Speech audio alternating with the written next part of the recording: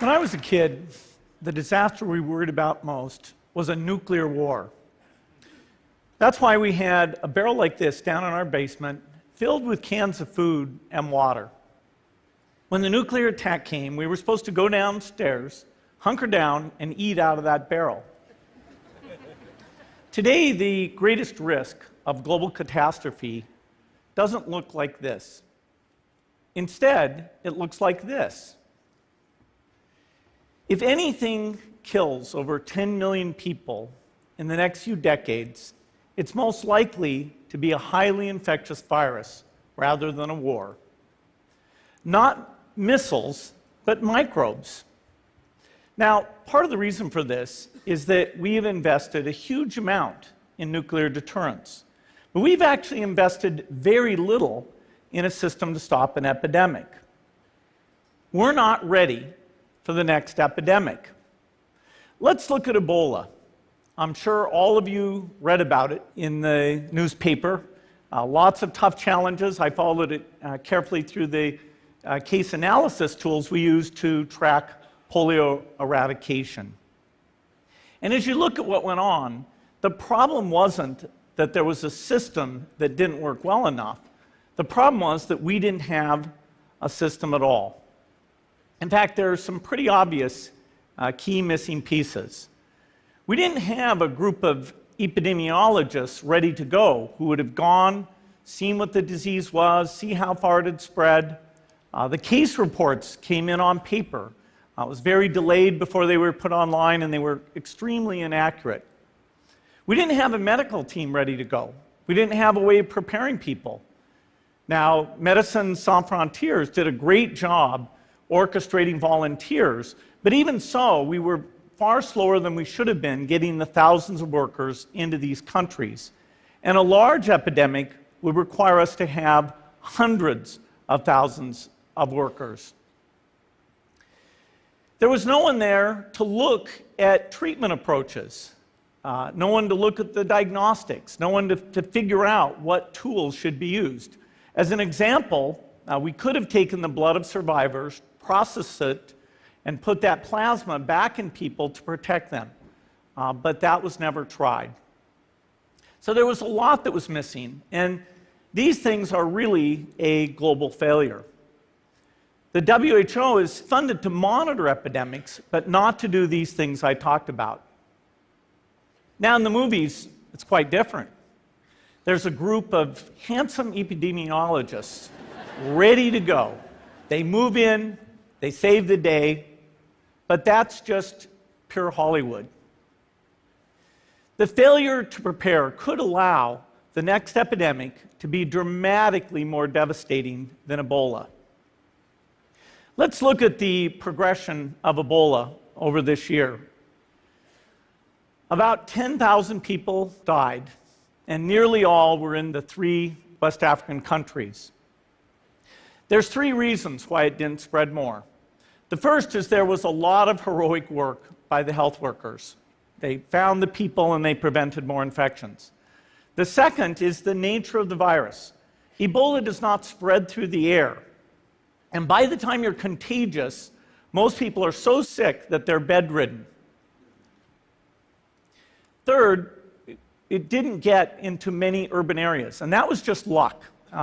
If it had gotten into a lot more urban areas, the case numbers would have been much larger. So next time, we might not be so lucky. You can have a virus where people feel well enough while they're infectious that they get on a plane or they go to a market. The source of the virus could be a natural epidemic like Ebola, or it could be bioterrorism. And so there are things that would literally make things 1,000 times worse. In fact, let's look at a model of a virus spread through the air like the Spanish flu back in 1918. So here's what would happen. It would spread throughout the world very, very quickly. And you can see there's over 30 million people die from that epidemic. So this is a serious problem. We should be concerned. But in fact, we can build a really good response system. We have the benefits of all the science and technology that we talk about here.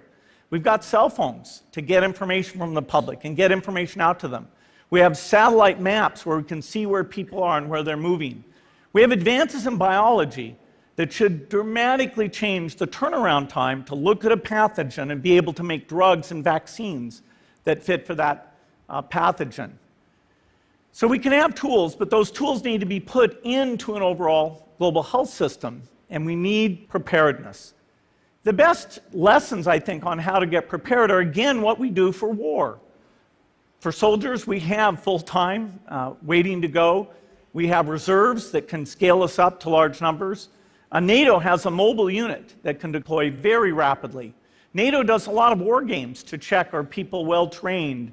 Do they understand about fuel and logistics and the same radio frequencies? So they are absolutely ready to go. So those are the kinds of things we need to deal with an epidemic. What are the key pieces? First is we need strong health systems in poor countries. That's where mothers can give birth safely, kids can get all their vaccines, but also where we'll see the outbreak very early on. We need a medical reserve corps, lots of people who've got the training and background who are ready to go with the expertise. And then we need to pair those medical people with the military, taking advantage of the military's ability to move fast, do logistics, and secure areas. We need to do simulations, germ games, not war games, so that we see where the holes are. The last time a germ game was done in the United States was back in 2001, and it didn't go so well. So far, the score is germs 1, people 0. Finally, we need lots of advanced R&D in areas of vaccines and diagnostics. There are some big breakthroughs, like adeno-associated virus, that could work very, very quickly. Now, I don't have an exact budget for what this would cost, but I'm quite sure it's very modest compared to the potential harm. The World Bank estimates that if we have a worldwide flu epidemic, global wealth will go down by over $3 trillion, and we'd have millions and millions of deaths. These investments offer significant benefits beyond just being ready for the epidemic. The primary health care, the R&D, those things would reduce global health equity and make the world more just as well as more safe. So I think this should absolutely be a priority. There's no need to panic. We don't have to hoard cans of spaghetti or go down into the basement. But we need to get going because time is not on our side. In fact, if there's one positive thing that can come out of the Ebola epidemic, it's that it can serve as an early warning, a wake-up call to get ready. If we start now, we can be ready for the next epidemic. Thank you.